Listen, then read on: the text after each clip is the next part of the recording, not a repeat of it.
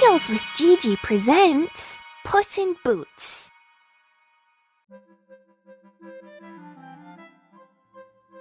A cat? That's all my father left me? A cat? Thought the youngest of the three brothers. He gave my eldest brother a mill and my other brother a donkey, but I deserve a cat, I guess. He was miserable. What an odd decision his father had made before he died. My brothers can work together with the mill and the donkey. They can earn honest money and make a good living out of it. What about me? I can't even eat the cat. He wept.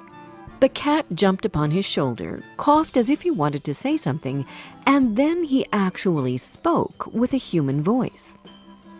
Master, excuse me for interrupting your thoughts, but you seem worried, and since I belong to you now, I would like to make an oath to make you happy and rich. The cat said. I can somehow understand what you're saying, said the miller's son after coming to terms with the fact that the cat his father had left him could talk. But how on earth could you possibly help me? He asked. Please, my lord, try not to think too hard, but quickly find me a pair of boots and a bag of some sort. These are the only two things I will ever ask from you. In return, I will arrange it so you will marry the young princess of the kingdom. The boy didn't quite believe this promise, but he had no other choice, and soon he handed the cat a small pair of boots and a bag. The cat jumped into the boots, pulled them up, and in one elegant move threw the bag over his shoulder. He went into the woods. There he laid the bag on the ground and covered it with leaves. Soon a young rabbit stepped right onto the bag. The cat didn't wait. He drew the laces and went right to the palace. The king's guards didn't even bother to stop him. They were so shocked when they saw a cat in boots. The visitor entered the throne room. This is a gift from my noble and handsome master, Marquis Carabas, the cat said, and took out the frightened rabbit. Thank the Marquis and tell him I really like it, the king answered. The young princess who was sitting next to her father suddenly cheered up. A week passed and the cat took his bag again. That time he left the bag open in the middle of a cornfield and left a handful of grains to lure birds. In an instant, 2 ducks ran into it, and again he drew the laces. The king was again very pleased with the gift. This continued for a few months, and every time the cat would bring a different animal to his majesty. One day, the cunning cat decided to put the next part of his plan into action, because he knew for sure that at noon the king's coach would pass by the river close to their house. The cat took his master to the river and said to him in a low voice, I know I told you that I would never ask anything else from you, but I am now asking you to trust me one more time and take off your clothes. What? Now? There's no chance I'll do that, the cat's master said. Please, you must trust me. Nothing bad will happen. Marquis Carabas took his clothes off and went into the river.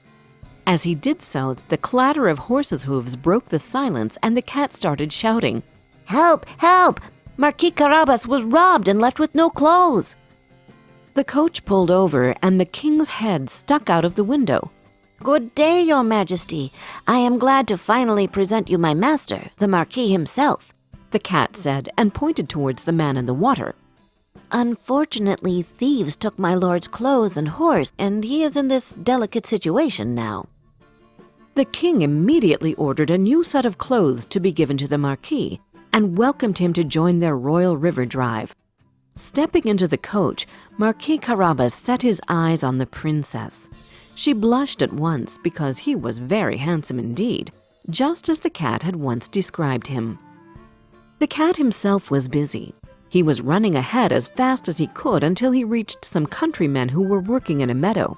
Hello, good people. The king is coming your way, and if he asks you whose meadow this is, you should tell him it belongs to Marquis Carabas.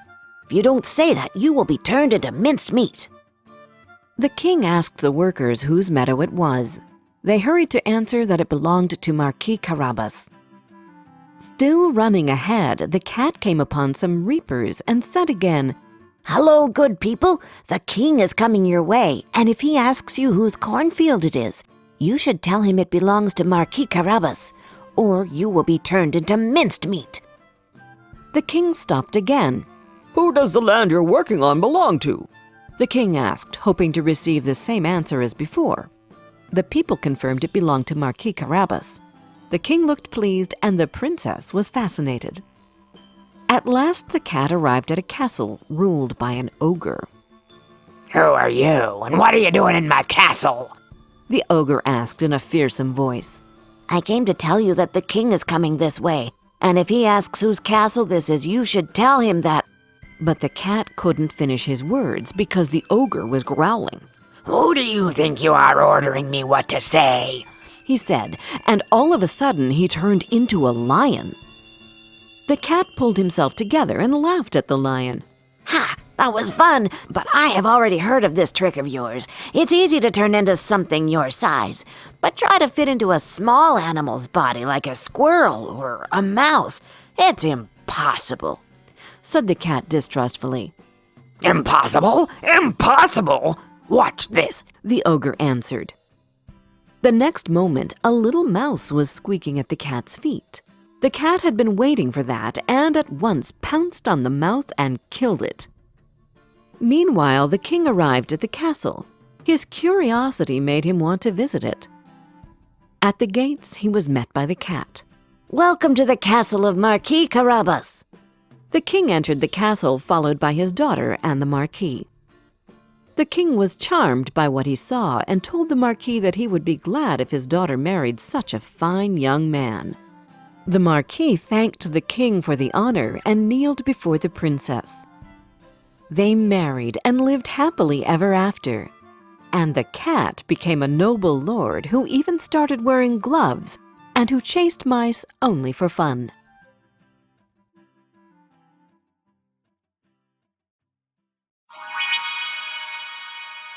Did you like this story?